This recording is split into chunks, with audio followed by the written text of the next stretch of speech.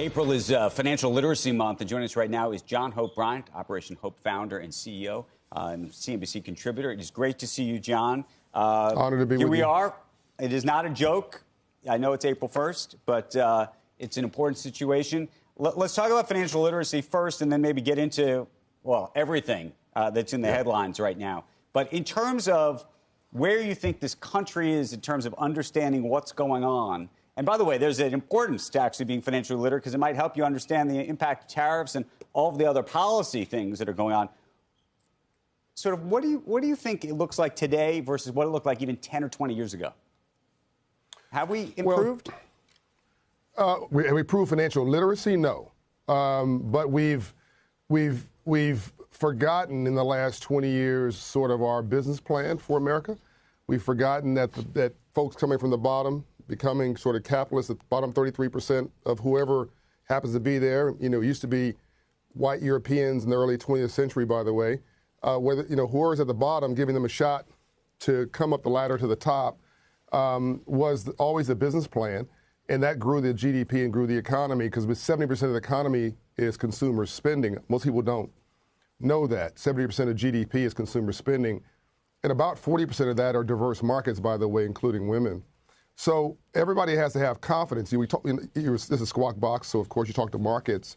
Markets have to have confidence. And when they don't, they tend to take their foot off the gas, maybe on the brake even, put their foot on the brake. But whether you're at the kitchen table, Andrew, or whether you're at the boardroom table, you got to have confidence in the markets and the market. So the average person needs confidence in the market. John, here's my question. You got a new survey, and the numbers are not good in terms of people's confidence. 3 out of 4 participants not confident the economy will remain stable. 4 out of 5 workers say they feel their income is not keeping up with rising costs. 53% think the change in administration is not increasing job growth. 51% say they're less optimistic about housing. I mean, these numbers are not good, and yet I imagine these people voted. Or maybe they didn't. I don't know.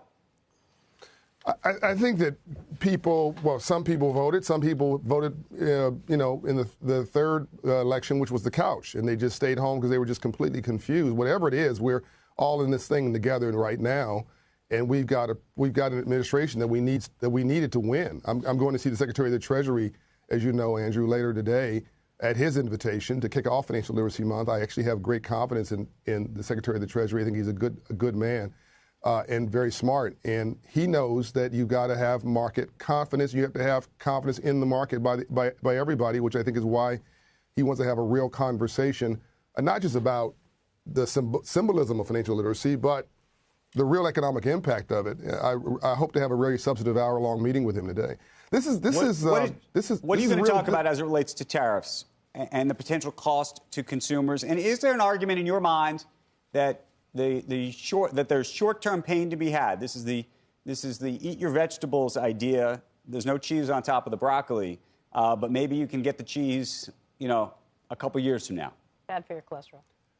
Well, here's a problem with all of this, Andrew. I've already told you that 70% of the economy is consumer spending. What people don't know is that 70% of Americans are living from paycheck to paycheck. Everybody, not poor people. Everybody. In fact, looking at our viewers here, half of those making $100,000 a year are living from paycheck to paycheck. A third of those making $250,000 a year are living from paycheck to paycheck. If you've been living in Manhattan, where you are right now, you make $100,000, it feels like $39,000, and that was last year. So some people just don't have the time to wait things out. What's going to happen, here are the facts of the matter.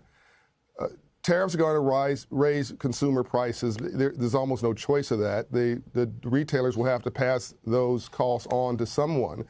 At a time where inflation is sticky because of COVID, which was bipartisan recovery, by the way, from the pandemic. The pandemic recovery plan was bipartisan. That inflation number is sticky because of that. That's not going to go away anytime soon.